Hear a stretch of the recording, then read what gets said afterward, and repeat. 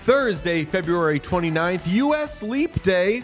It's What Chaos, presented by Prize Picks, DJ Bean, Pete, Please Touch My Feet, Blackburn, and Sean DePaz, a.k.a. Tyler Myers. Hell yeah. It's a tough week for Sean getting nicknames. Why? Tyler Myers is an okay one. Yeah, I don't know, Jim. Tyler Myers is unexciting. Tyler Myers feels like it would be much more flattering if it was coming from me and not to me, because I feel like I tend to have a higher opinion of Tyler Myers than the average hockey fan. Okay. You said that, what did you say you have an update on? Wendy's. Okay, what? Surge pricing. The Wendy's, the suits at Wendy's have come back and had fought against the reports that suggested they were going to use surge pricing. Turns out that's not what they're doing. They're doing what they're calling dynamic pricing, to which most people responded, that's the exact same thing. Turns out they're not planning on implementing it the way that everyone thought they were. Everyone thought that during peak hours they were going to raise the prices. More what they're doing is benefiting people like us who are coming during off hours. They're going to use like AI and dynamic pricing and stuff to offer like discounts and promotions during their like off hours and stuff like that. That's what the suit I had read initially. Like I saw that it was a solution to high demand. Well, times. the suits at Wendy's have come out and said that those reports were misleading and inaccurate. Oh, so, maybe but for people that go to Wendy's at like 3 p.m. in the afternoon, it's huge. Sounds like damage control to me. I do like the idea of like a fast food place changing the prices of the lesser requested menu items and being like, hey, you want this fucking like chicken Whopper for 40 cents? Well, that's what I think is going to happen. So that I like. That's trying to get that shit out the door. That's what they said is their plan. So I go up to order. I get my spicy chicken sandwich, no mayonnaise, and I was gonna say the gentleman at the counter, but I'll say the nice lady at the counter or whomever says, "Look, I can get you a non-spicy chicken sandwich, still fried and all that stuff, still no mayonnaise, for like 85 cents." Yeah. I'm taking that. Yeah, right. If I'm going in and they're like, I see you've ordered this combo with fries, but $2 off, you get a baked potato, I'm eating baked potatoes that day. Like, shout out Matthew in the chat says Wendy's just invented happy hour. I don't know if they can call it happy hour because I feel like the word happy is too closely associated with McDonald's. True. You can't get a happy meal at Wendy's. Very true. I mean, but Wendy's, famous for doing some sneaky ass marketing shit. Famously, Dave Thomas would always wear the red, white, and blue tracksuit and make hammer ads during the Olympics, and there was never any sort of association. They didn't pay for shit. That's incredible. The best.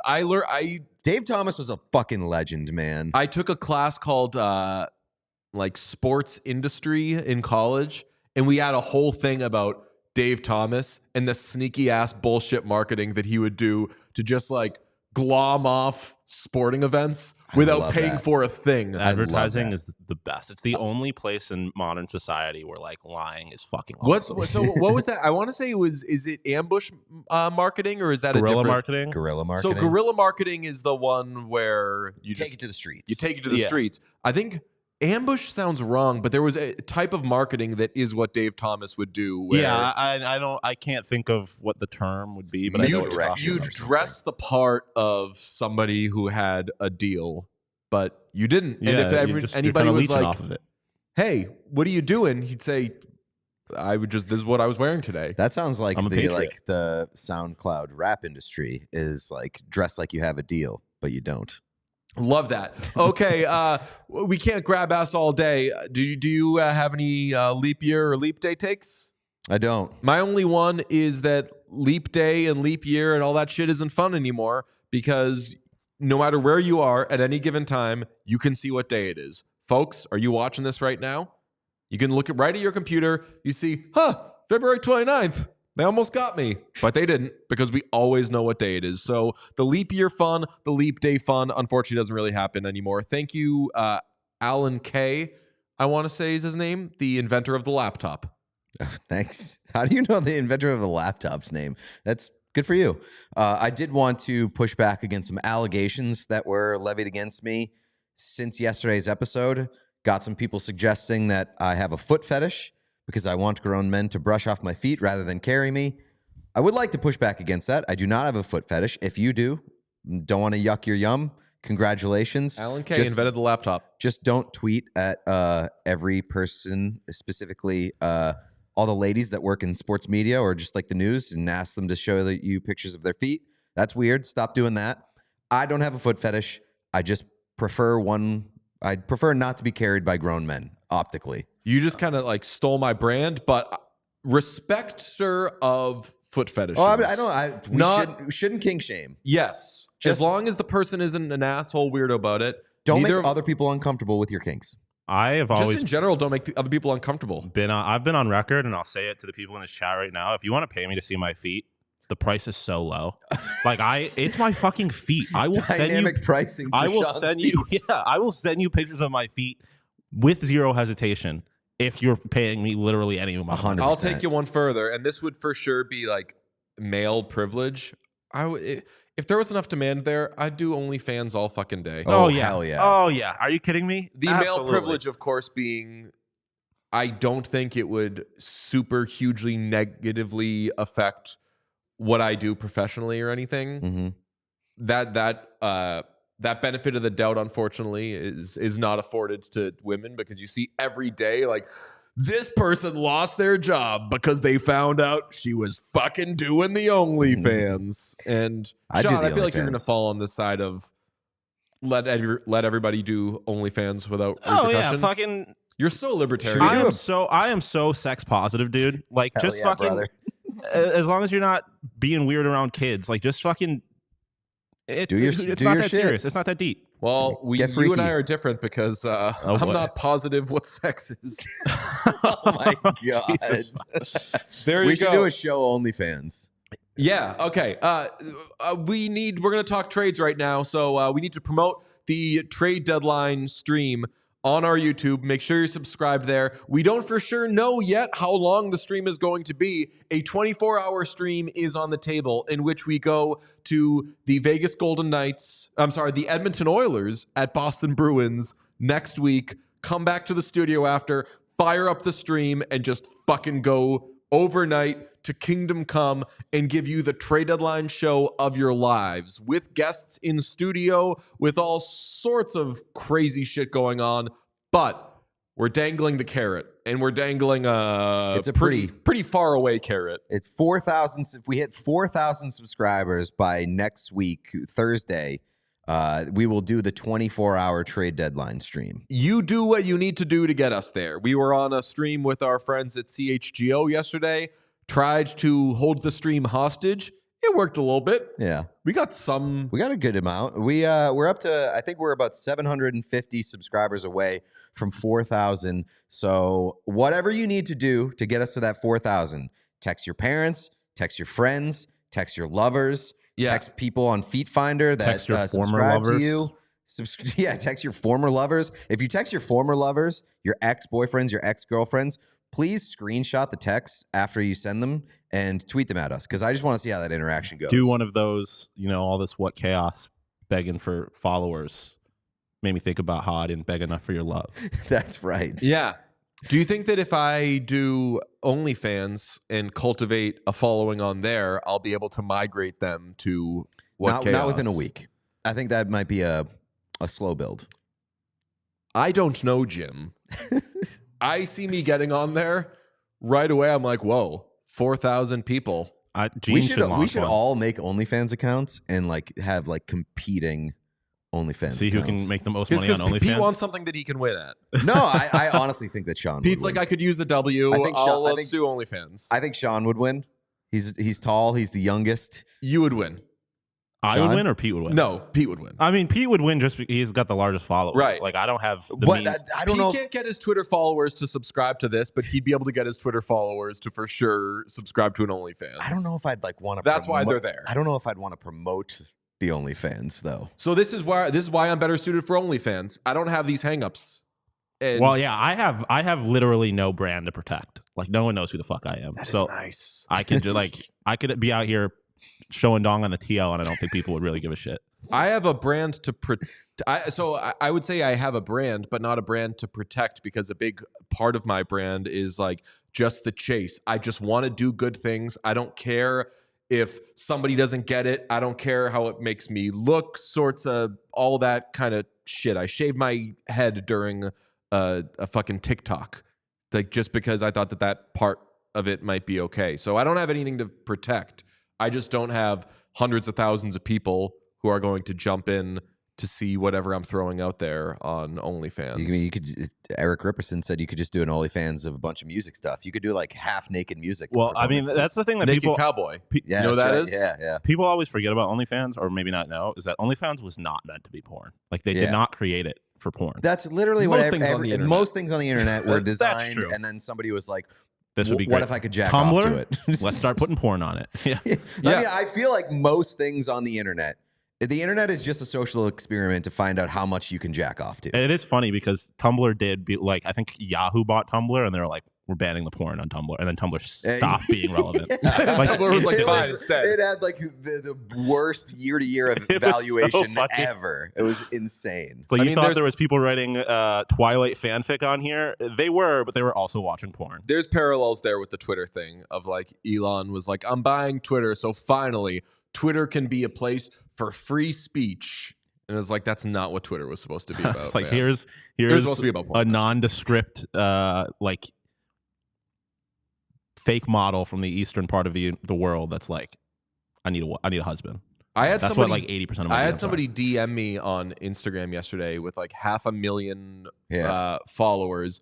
They were verified, and they said, hey, Bean, you got a minute?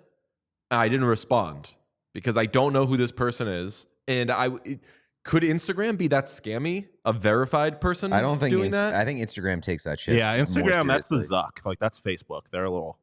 When it I'm comes still to not going to respond. the verification thing, I don't know who they're a that little person serious. is. All right, Stars trade for Chris Tanev. They get Tanev 75% retained because the Devils got involved and ate, I guess, a quarter of it. And they get a 4th-round pick for their troubles. And Dallas sends Artem Grushnikov to Calgary, 2024 2nd-round pick.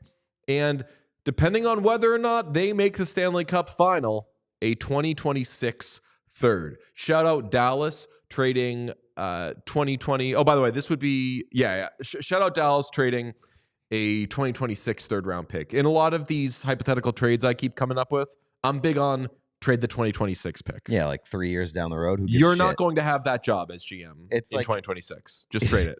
I mean, given the way that Jim Nill's working, he may have that job in Like 2026. no, but let's say like Ken Holland should be yeah, oh yeah. fucking lighting 2026 draft picks on fire. 2026 draft picks is like credit card money. It's not real. Spend as much of it as you want.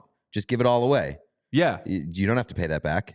Okay. Exactly. That's so financial advice from me. the rich get richer with the Stars. They sit 2nd in their division, just behind the Jets. If the playoffs started today, they would play the Avalanche. But the big headline and takeaway here is they already didn't have weaknesses, and they're now 3 really good D pairs deep. Do you agree? Well, I mean, I think that they did have a weakness.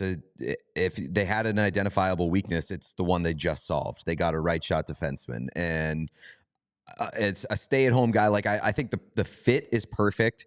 We talked about it a week or two ago. We said, Chris Tanev, we had to pick a spot for him. It would be the Dallas Stars. He ends up going to the Dallas Stars. My only concern was what the price would be, especially like around this time. Is Chris Tanev worth a first-round pick plus? Obviously, you look at the return, and it's a really good deal for Dallas. Second rounder and a prospect, and then you pay a team a fourth not a round top pick to prospect make it either. a little cheaper. It's not a top prospect either. Artem Grishnikov is like ranked 10th among star prospects, according to Scott Wheeler. Said he has pretty limited upside in his offensive game. Could be a decent NHL defenseman. But like, if that's what you're paying to get a guy that maybe puts you over the hump and makes you a much better team right now, that's a great deal for Dallas. My big question here is like, why do this deal right now if you're the Calgary Flames? You've got over a week to the trade deadline, or I guess 8 days to the trade deadline. This deal doesn't blow anybody away. It's because it's the best offer that you have, and Dallas said, do it now or we do something else, and they blinked. That's why those things happen a little early. If I were the Flames, I hear what you're saying. I'd like wait a little bit and say, I'm not getting a second round pick from somebody next week. I'm getting a second round pick for Tanev. Yeah. Maybe he gets hurt, but yeah, not a huge price for the Stars to pay at all.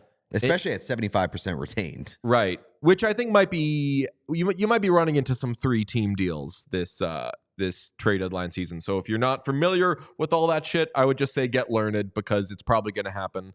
And basically any hypothetical deal I've been coming up with, other than Seth Jones being traded to every team in the league, is like, and then you send a team a 5th round pick to take half of it.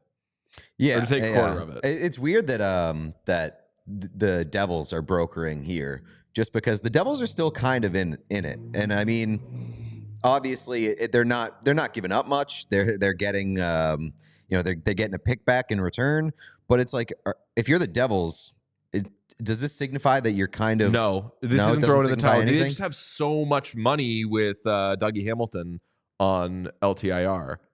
So they're like, and they're just like, we're might not as well spend get a free this. 4th round pick. Yeah, they have like $9 million in cap space right now. So more than I thought. Yeah, so they're like, fuck it, might as well. Kind of a savvy-ish move. Yeah. You could still, and I don't know, who knows? Maybe you use this 4th round pick to go out and get somebody that you like that can kind of propel you a little further. This should not, if you're the Devils, be the end of your conversations with the Flames. You should still be banging on that door about Markstrom. Still, I even said about Hanifin.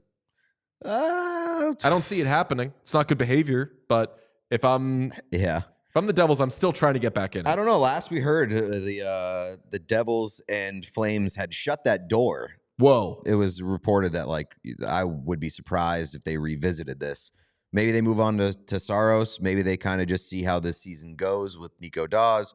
I don't know. The Devils are a bit of a mess, but I do love this for Dallas. Their top 4 or their top 2 pairings on the back end is really, really strong now. And now you get to move Heiskanen back to his natural side. Like, this is, I'm interested to see how they use those 4 guys. Do you want to move Hayes? So you're saying you're moving Heiskanen from right to left? Yeah. But then you can't do him with Harley is a cuckoo banana pants top pairing. So could him with Tanev. Like, I think they've got options. That's why I'm saying Harley with anybody who can play defense, you're saying? Yeah. Yeah. And so I'm very intrigued to see how they use these 4 guys down the stretch and heading into the playoffs.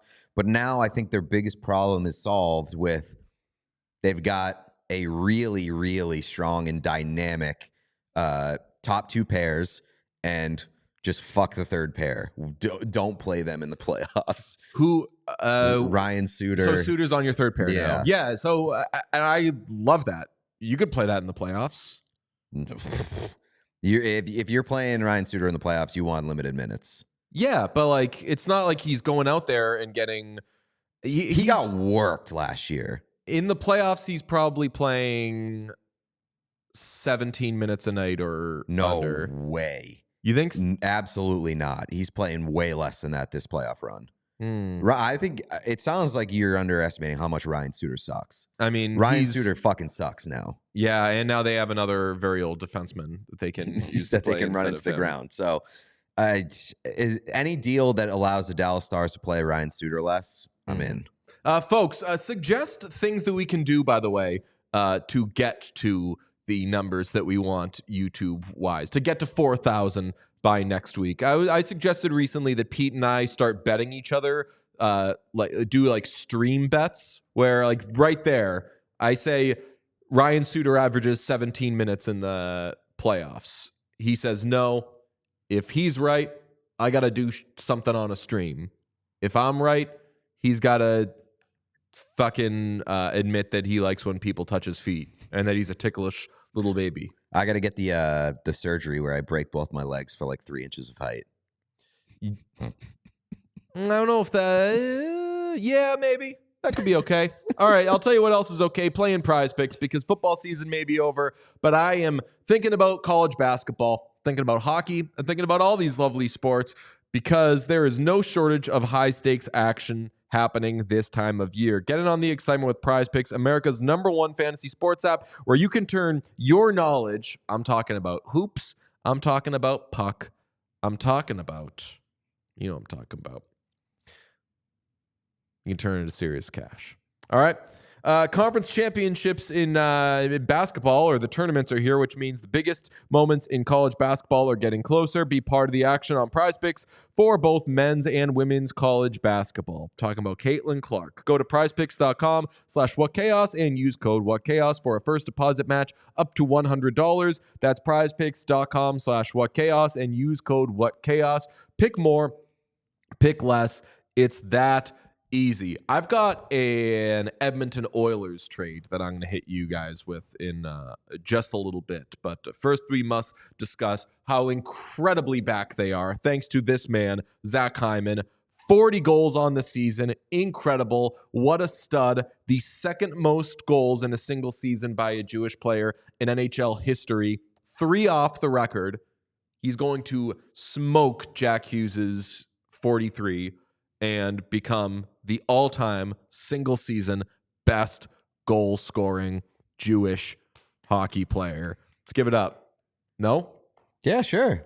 I mean, I think Zach Hyman gets me excited. Zach Hyman moves the needle for me now. I have friends who don't like hockey that just love that Zach Hyman is going on. Your passion for Zach Hyman has been infectious.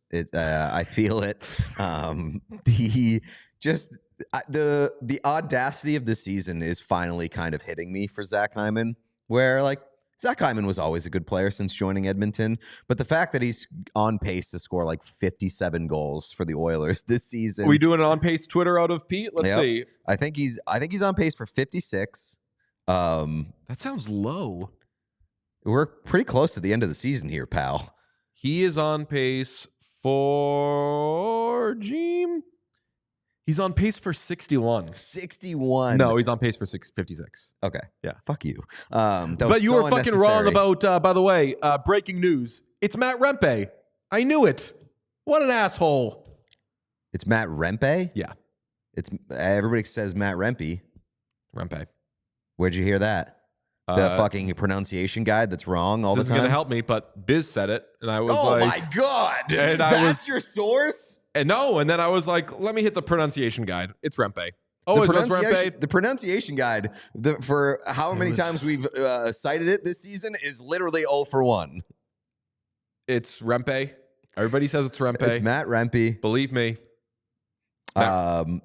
Sean is feverishly crunching numbers as we speak. But go on. The audacity of Zach Hyman scoring 60 goals and maybe one of them coming from more than 5 feet away from the net is amazing. And that's not a criticism of Zach Hyman. That's not a criticism of Zach Hyman's game. A lot of the criticisms that I'm seeing, or the pushback from he's not that special, is that he scores all his goals in close and that he plays with Connor McDavid.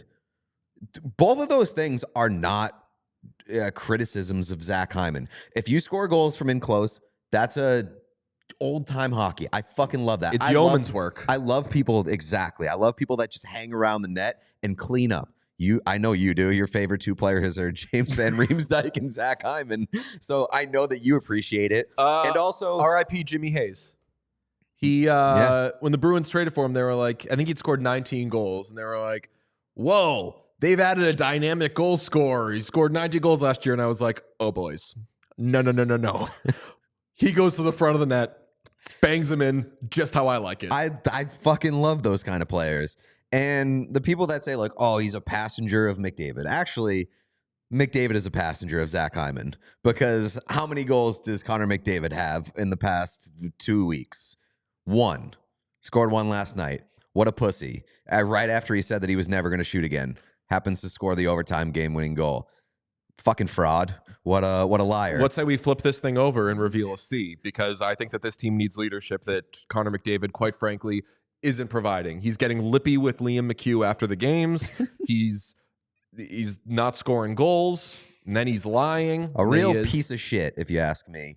He did have that incredible chase down block of Robert Thomas, though. Oh no, wait. that was Ryan Nugent-Hopkins. That was the good first overall pick from the Edmonton Oilers. This is weird. We're doing like an anti-Connor McDavid thing. Let's get off this.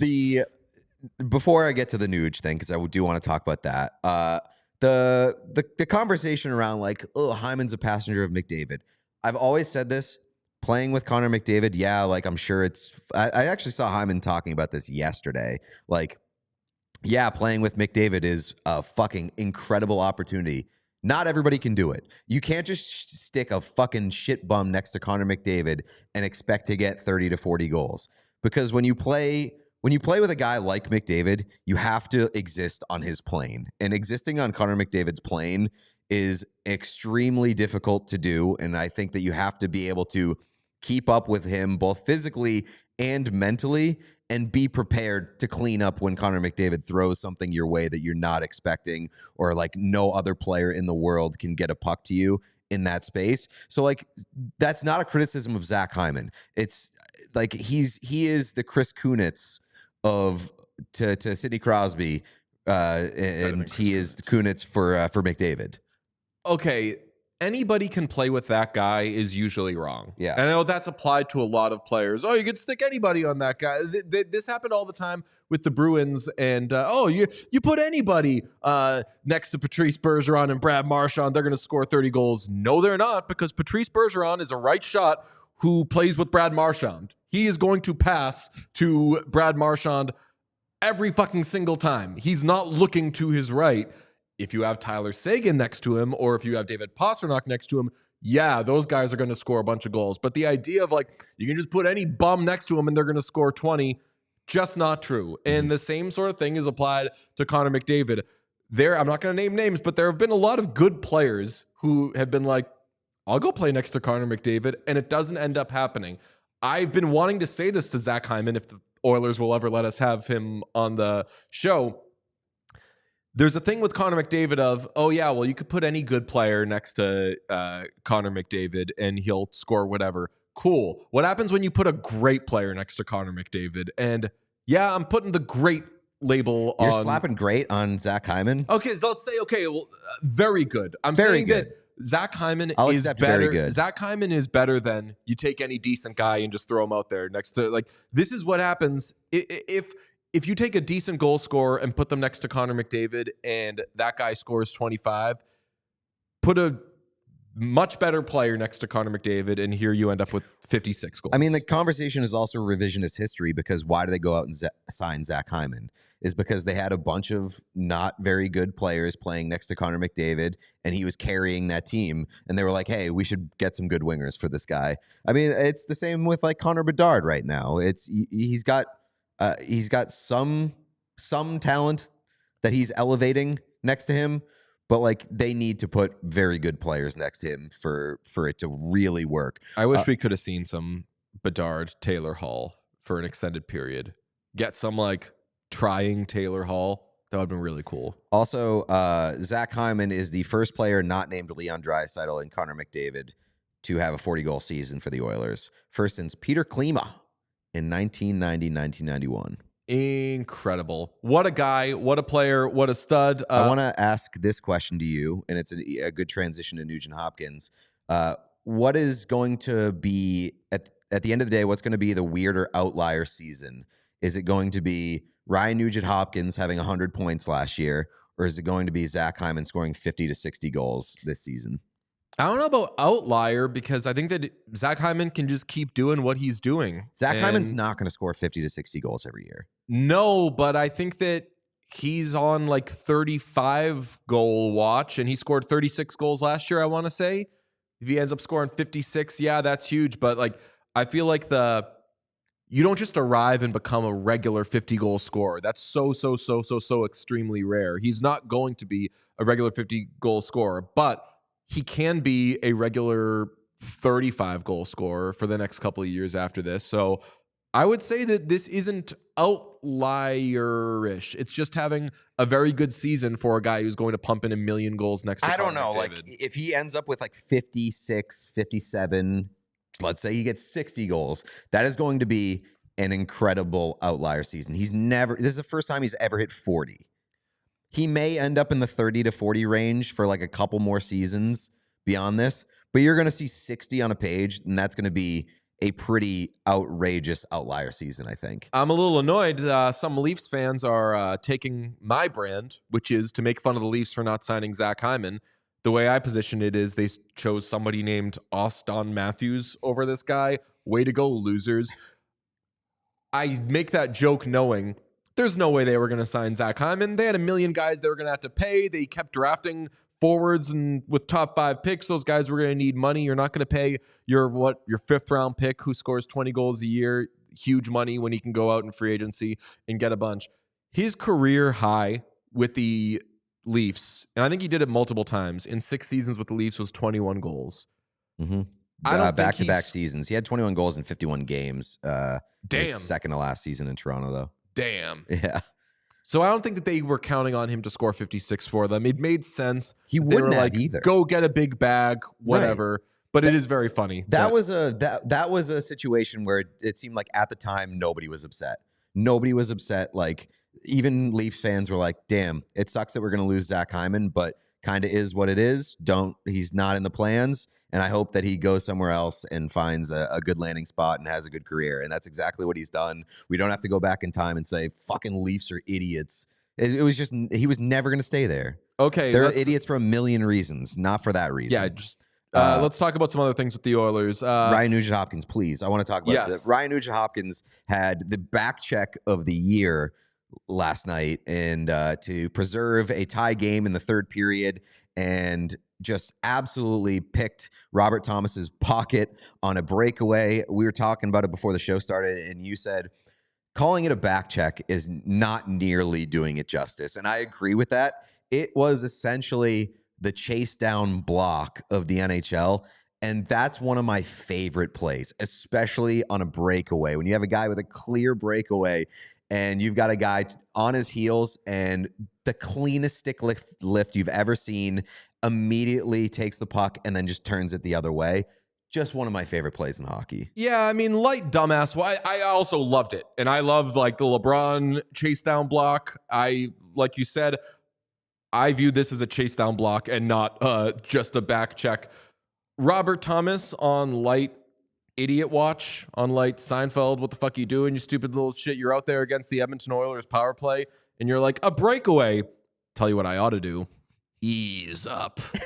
Yeah, let's not make our choice. You know what I should do on this breakaway? Wait out the goalie.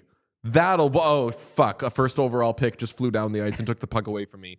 That was always going to happen. It rocked, though. I was yelling at the TV. Incredible. I spent a lot of time yesterday on Twitter refreshing, waiting for clips to hit the feed so I could, like, blast out like Zach Hyman scored his 40th goal, or in the case of yesterday, Ryan Nugent-Hopkins just Benjamin Watson Robert Thomas. Yeah, because that's what that was. Yeah, chased them down, knocked the ball out. Fantastic, and the Oilers win. Also got to put Jordan Binnington on crybaby watch because there was a play in front of the net. I was going to text you guys, holy shit, I think Zach Hyman just fucking lit up Jordan Binnington. Because Binnington went flying down. Then they showed it.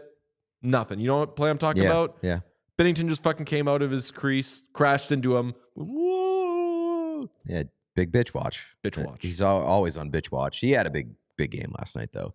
Stu Skinner was awesome, by the way. Both goalies last night were really good. Yeah. So shout out to Jordan Binnington. You're still a bitch, though. Do you want my Oilers trade? Yeah, let's hear it. Okay.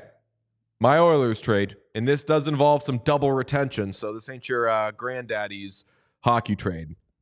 The Oilers trade a first, a second, Fogle, I already don't like it. a.k.a. McLovin. Yeah, I don't like it. Why? Warren Fogle rocks. Warren Fogle does rock, but Yeah. he's going to be the guy, I think, that if they make a move and they have to send money out, he's probably going to be the guy. All right, let's hear who's coming Assuming back. there's a forward coming back. He makes $2.75 million. They receive Frank Vetrano Oh, boy. at 50%. That's $1.825 million. Yeah. Adam Henrique Okay. at 25%. Mm-hmm. That's $1.456 million, whatever. The Ducks get a first and a second round pick. The Predators get Warren Fogle and possibly a late draft pick. I'm not doing that deal from the Ducks. And then you are Ducks. You probably will maybe want a little more. Not doing that deal from the We Ducks. could throw in some 2026 draft picks. Very, very easy. The And Ducks, then easiest no in the world for the Ducks there. I don't know about easiest snow in the world. You get a first and second round pick for Henrique and Vetrano.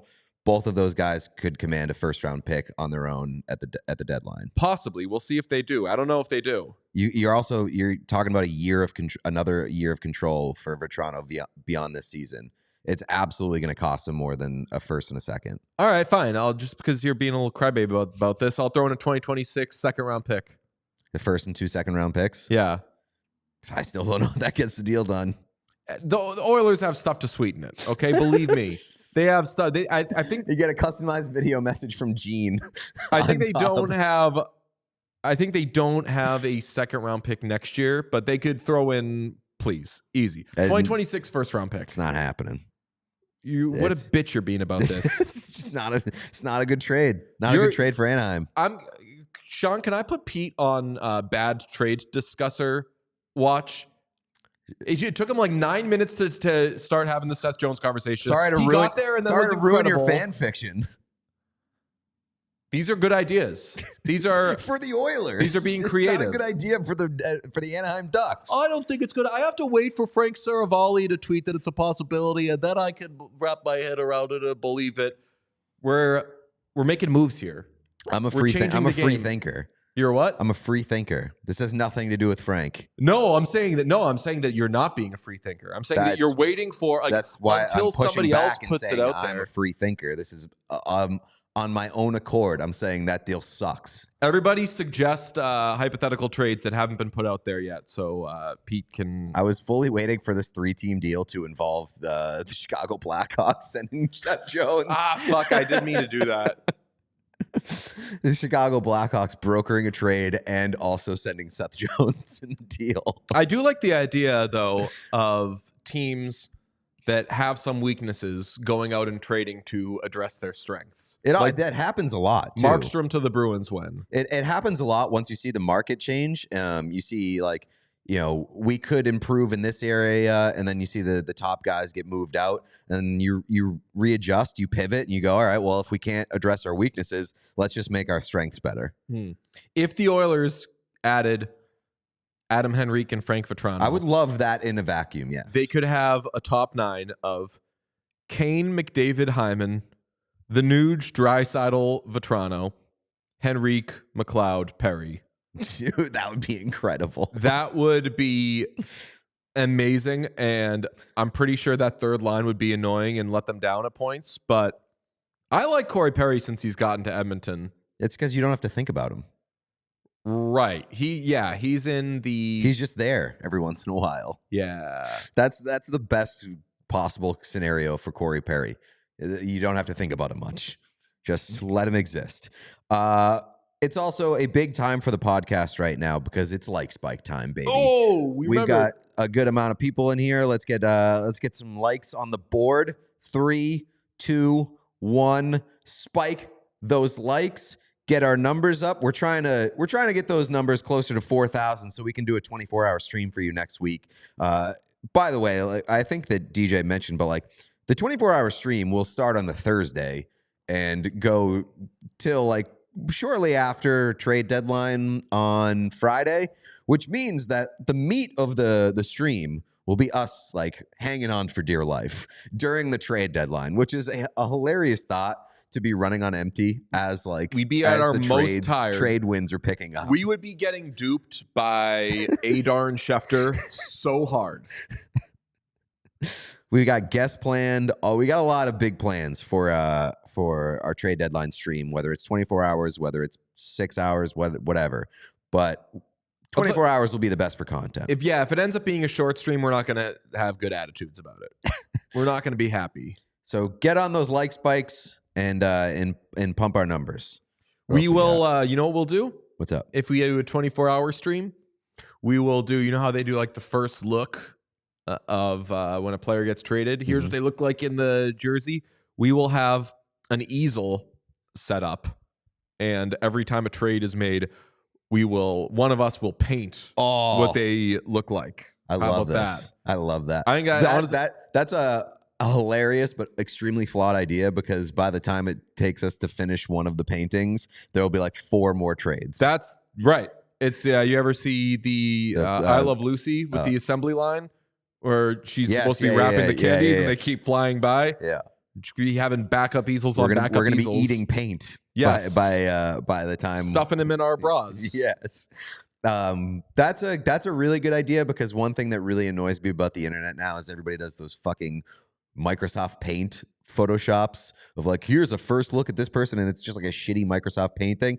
I did that. It's been done. I did that in the internet like 12 years ago. Yeah. I was going to say, like, I remember when people were first starting to do that. And I thought it was funny. And it was funny. Yeah. And now it's like, if you do that pretending like you invented it in 2024, super lame. But here's the thing about content creators these days.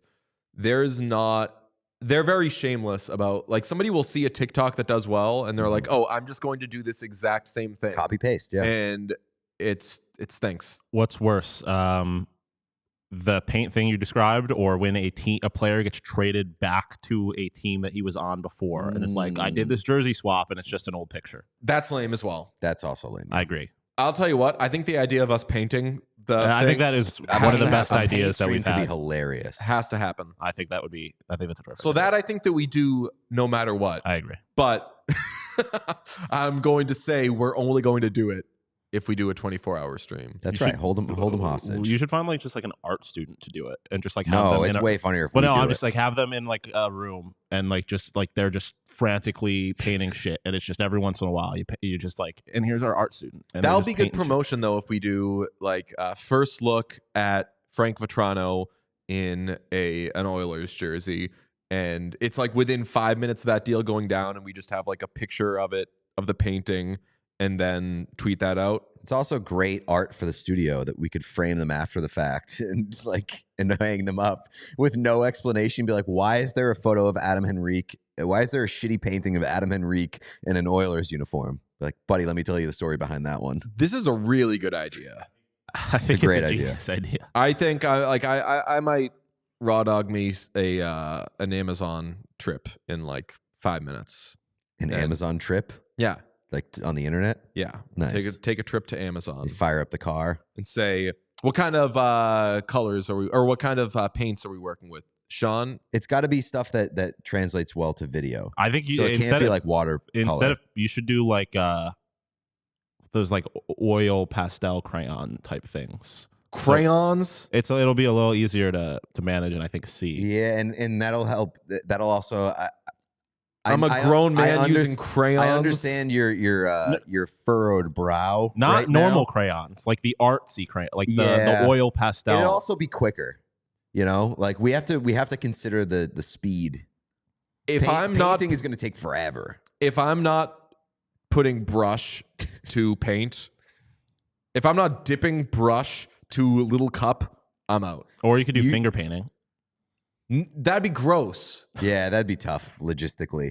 What if you got a crayon, but you had like the Cruella de Vil cigarette holder that made it look like a fancy ass crayon? That's at least a step in the right direction. That's a good idea. And you could use it like a paintbrush. I legitimately saw a like teenage girl smoking a cigarette out of one of those like long Cruella de Vil's Yep. in the parking lot of a CVS this summer, and That's it was the most stunning, craziest sentence ever. stunning visual I've ever seen in my life.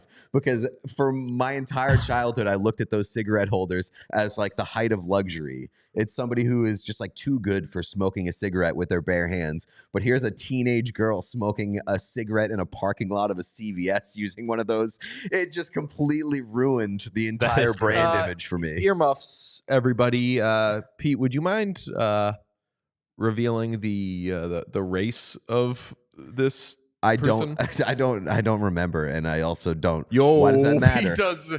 I was gonna guess it was a white person. It probably was, but I don't remember. I was like, that sounded like the trashiest, whitest thing in the world. Yes. Too. Anyway, I want it to be, and we can't use an easel if we're doing fucking crayons. Yeah, you can. And if we're not doing an easel, I'm out. Yeah, you Why- can. You why can would you- absolutely do an easel with crayons. That is so. And again, I'm not saying crayons, not Crayola crayons. It's very guys different. are thinking so I'm saying small. oil pastels, like what actual artists use to make art. You know what? I'm going to. You can make art with anything. True. I'm going to ask esteemed painter Jake Longstreth what we should use. Or you can go like real Bob Ross with it and get like one of the board things that he uses where he has like all the little paints on it. I do like that. I like that aesthetic. That's called a palette. Yes. Yeah. Mm. That could be. I want to limit. We gotta limit the mess and maximize efficiency. I think the if you're gonna do paint, the palette probably, because then you can literally just set it back down and pick it back up and get all the colors. Just I think that we could make. I think that minimizing the mess would be doable. We just put some shit below it, a tarp, a towel, like a canvas tarp.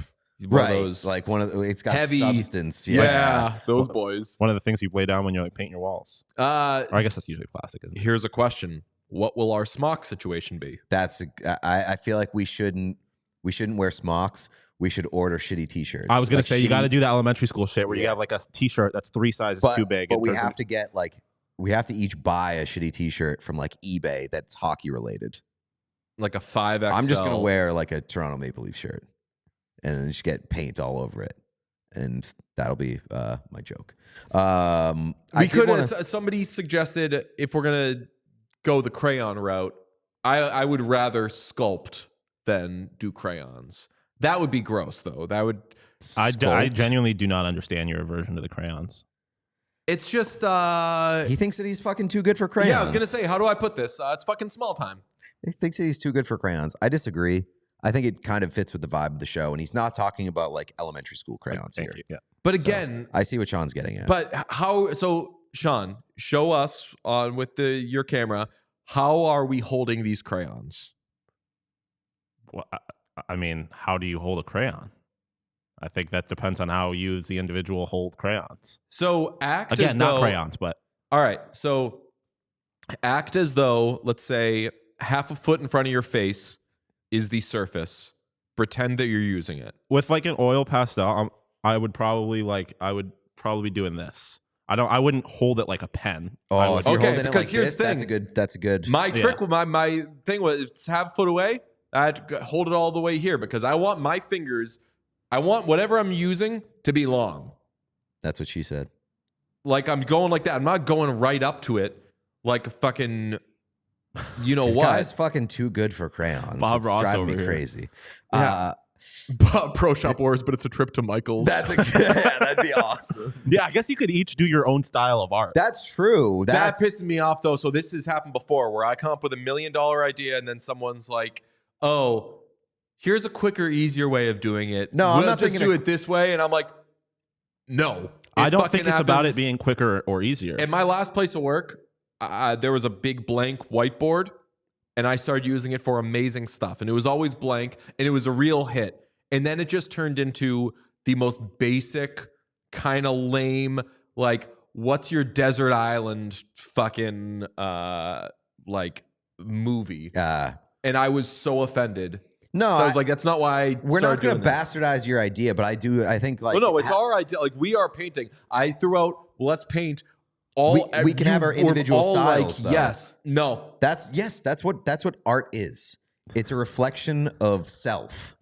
And so if you want to do your painting, I'm however, so fucking mad. this guy just thinks that he's too fucking good for crayons. What a Yes, we're all too good. The idea I'm is not too good for crayons. Again, My brain can we stop is- calling them crayons? They're Yeah. not crayons. Having Crayons a are some good- child shit. Do you not see the problem behind somebody saying, let's get easels and paint, and eventually taking it to, let's use crayons? Somebody said, let's shoot for the moon, and you said, what if we walked? No, I truly think that you're misconstruing. I agree. Very much Sean's Sean depiction. is telling me this. I just don't know how I am. He just his fatal flaw was calling them crayons. I did not mean crayons. This was Yeah. a branding issue. I did want to talk about the fact that, I guess it's not a fact, it's a report that Elias Pettersson is nearing a deal with the Vancouver Canucks.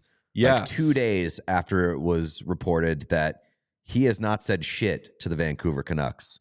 And my pal Frank Saravalli, who We can talk about apparently it I now. copy all of his thoughts. I'm not saying and- you're confident. I'm saying that you wait for, and this isn't an insult. For news. Statement of fact. I think that you'd rather there being some like, hey, it's okay to have this idea. That's not before.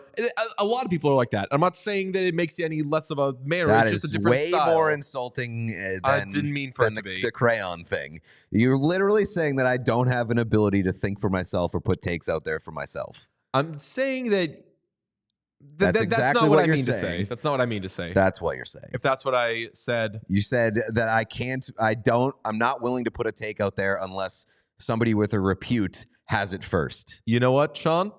This isn't a bad thing that's all happened, because you know what we're going to start getting? What? Outrageous takes out of Pete. I've always had my own fucking takes. I didn't say that you didn't. I'm wrong a lot. I'm citing Frank Saravalli here because it is a report from Frank Saravalli. I It is didn't not a insult you take. for you brought up, you said, according to Frank, who apparently You insulted me earlier by comparing and saying that he is the I insulted you a source little of bit. all takes from my brain. I think I was fair in saying, if I throw out a hypothetical trade thing out there, it's easier to agree with it, or it's easier to wrap your head around it if there's been some discourse about it already. I'm not going to change my opinion on Frank Vetrano and Adam Henrique.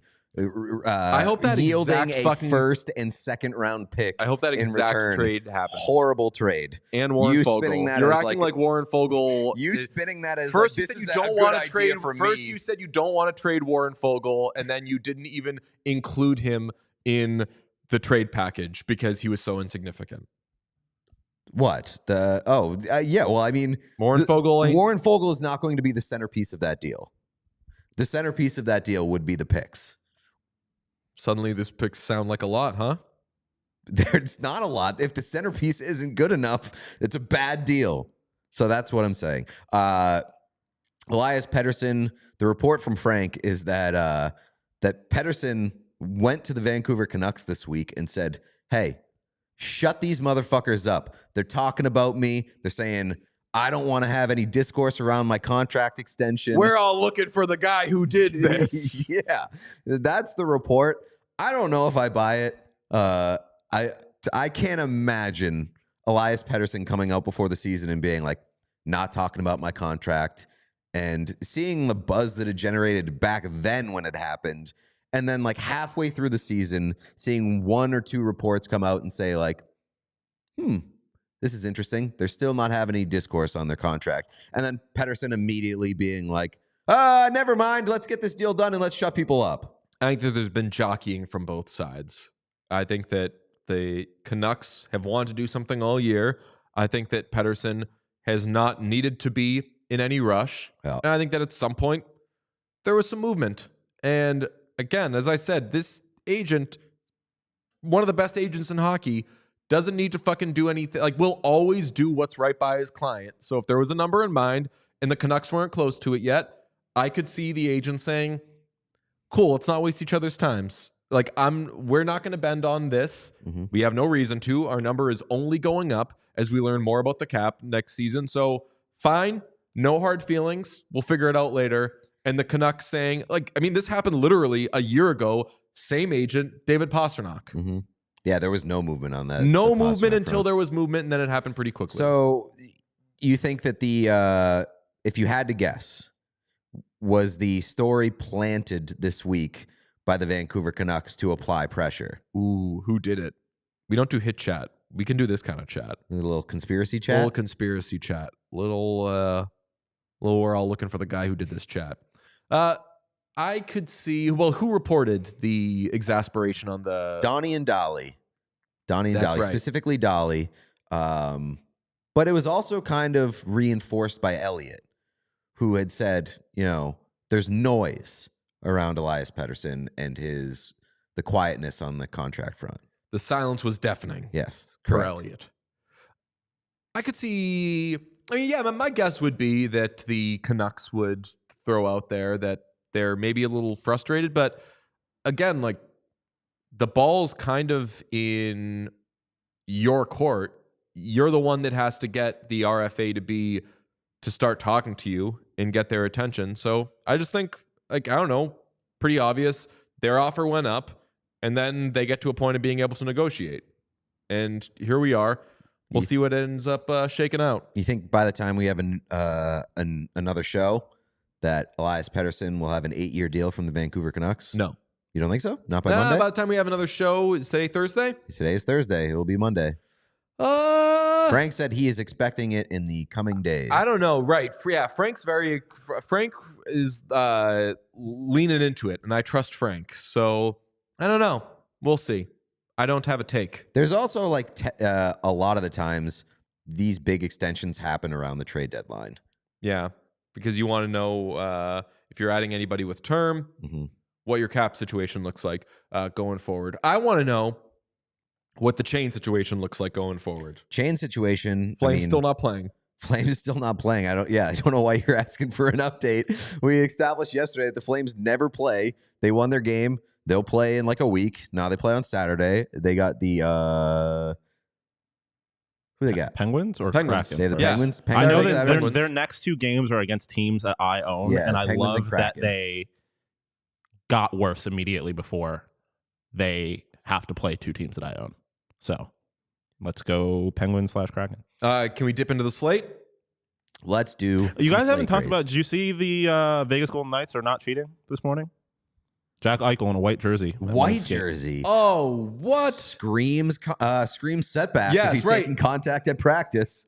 Just saying. Are they rushing him back Oh, in order to sabotage him? Bruins, and then I think their next game is against the Buffalo He's Sabres not too. playing tonight against the Bruins, though. That was already announced. Yeah, so I'm yesterday. pretty sure that I saw someone tweet this, so I haven't looked. I'm pretty sure Oh, the next their game next is, First game back against Sabres? Sabres. I think so. That's Ooh. in Buffalo.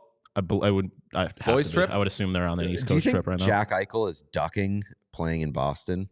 I don't think he's played in Boston since 2019. Really? Yeah, I think that was his last game in Boston.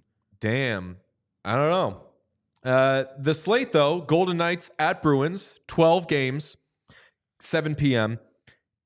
Coyotes at Maple Leafs, that's US 7 p.m. Coyotes going for their 14th straight loss. And the Toronto Maple Leafs are looking to beat the Arizona Coyotes in regulation in Toronto for the first time since 2001. Oh, that's right. Damn. Something's got to give there. Yep. Something's got to give there because It's the Coyotes prime. always... If I'm a Maple Leafs fan, I have never been more scared for a regular season game than I'm putting every single putting so dollar much I have on money the on the Arizona Coyotes Coyotes. You tonight. have to. You have to. Oh, 7 p.m. you got the Islanders at the Red Wings. 7 p.m. you got Sabres at Lightning. 7 p.m. Canadians at Panthers. 7 p.m. Hurricanes at Blue Jackets. 8 p.m. Wild at Predators. 8 p.m. Jets at Stars. 9 p.m. Avalanche at Blackhawks. 10 p.m. Kings at Canucks. 10 p.m. Penguins at Kraken. 10:30 p.m. Ducks at Sharks. So I'm going to run you through the interesting ones here. Golden Knights at Bruins, Jets at Stars, Kings at Canucks. Those are the only 3 games in which both teams are currently in playoff position. As you said, Sean, there's a lot of juice around Coyotes at Maple Leafs. And 10:30 p.m. Yeah, Ducks Ducks at at Sharks. Sharks. That's a Celebrini Bowl and a half. yeah. 30th versus 31st. Yeah, and like a 10:30 nightcap where it's like it doesn't matter if you fall asleep because these are two shitty teams, but also you want to see what happens. That is a tremendous nightcap. True nightcap because it is the final game. Yeah. 10:30. There's a it's a lone wolf at 10:30. I love that. I like lone wolf. I like nightcap. I like all your terms here. Let's look at the structure because you got 6 games at 7 p.m., 2 at 8 p.m., 1 at 9 p.m., 2 at 10 p.m., and then you got a lone wolf at 10:30 p.m. Another way of putting it is 6 games at 7 and then 6 games after 7. My issue is the breakdown of games after 7 is not amazing. Well, I think from a structure standpoint, I'd like to see a few 7:30s mixed in here. There's too many 7 o'clock games. Whenever you have 2 7:30-ish games or like in that area, you should have 7 and 7:30. Yeah. 7:30 is a really, really good start time. I think that's the ideal start time for the East Coast. I think that the structure ends strong with one bonkers game at 10:30. The structure up to that point leaves a lot to be desired, but there are some really good games here. For sure, I'm going to be glued to, 7 p.m., we were talking about maybe do we go to this Golden Knights game against the Bruins? I got other shit I got to watch now. Mm-hmm. Coyotes at Maple Leafs is too good. Maybe I could always press box it, bring an iPad, watch Coyotes at Maple Leafs at the same time. I don't know. Don't think it's going to happen. Think I'm just going to have to double screen it. The structure, not amazing for me overall. I give this slate an A-. An A-. There's some classic misdirection there by you. You had me for a second. You went like that. I did. You said, my feet. Let me touch your feet. You're still lightly. I didn't mean. I guess I lashed out because I wasn't getting the engagement I wanted. I think that you have takes. You got engagement. It just wasn't me buttering up your trade proposal. And you got salty Sean, about it. He was dismissive. Bad radio a little bit. He did that's not going to happen. Bad radio a little bit. I'm the son of divorced parents. I'm not taking sides. We don't pit you. We don't. No, I know you pit do you not against us as often as we should. Do you ever do that? I don't. Pit what? Try to pit Sean against me. To pit you sides. Yeah. Yeah. I don't think it's good for. We're usually all together at the same time, so I don't know how we could do that. But I think that we when we have our arguments, which we have plenty of arguments, we both are like firmly in our own camp, and we don't need any reinforcement or support. You know what we should do? I'm gonna start. Sean is definitely like the I'm the only childhood divorce in this podcast as well. When we have our fights in the text chain, and Sean just has no response for like 4 hours. He's just like sitting in his room playing video games with headphones on, really loud, while the parents scream in the other room. It's amazing. I feel like taking sides is the fastest way to drive a wedge in a relationship. Sean's a businessman. I'm gonna start pitting Pete against Sean. And I will say, like I always against Frank Saravalli. I am a very opinionated person. If people ask me for my opinions, I will give them, but I'm not. I am never so self-centered to think that people want my opinions or need my opinions on anything. Brother, you have the strongest opinions of anybody I've ever met. On bullshit stuff. On dumb stuff. Like I could sit here and talk about feet for an hour. But we'll be talking about actual implications, we'll be talking about something like in the office before going live, and then like you've been quiet for 45 minutes, and as soon as something like perks your ears up, you're just like, I got something to say. Listen, I love giving my opinion on stuff. It is one of my favorite pastimes, but I don't do it if I think that it would could cause problems. I don't give I only do that on nonsense stuff that I have fun with. What's the point of having an opinion if you don't think it's going to cause problems? Fair. Since I met you, Sean, there's been a lot of times where something has popped up and I've been very excited to get your opinion on it. Yeah, you can usually tell the kinds of things that I will because it's not usually anything with any kind of seriousness, but clearly something that people on the internet would have an opinion on. I'm there. Do you get that in the first? So this happens to me in my first 3 or 4 months of knowing a person. They'll be like, "Oh, I bet you got to take on this."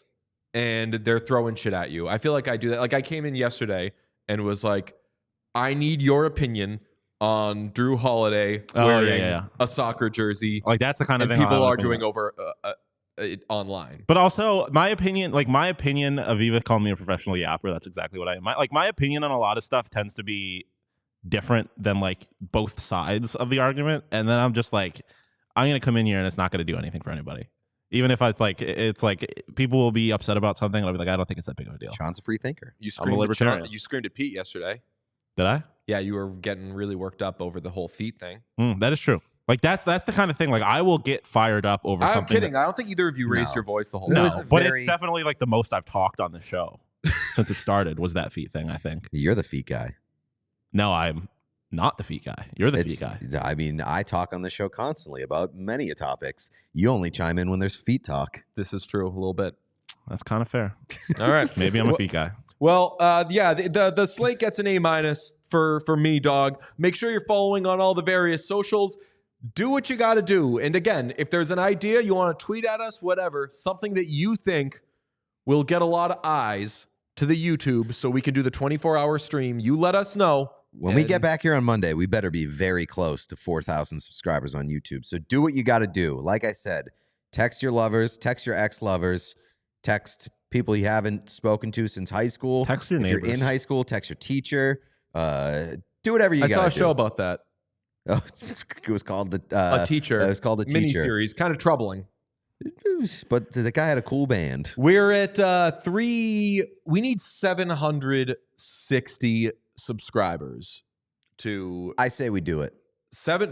get us 760 subscribers. If OnlyFans is needed, you just let us know. Pete will start his, and we'll go from there. Pete will rhymes show with feet. dong. People do forget that. All right. Have a great weekend, everybody. Bye. We all silly like the mayor.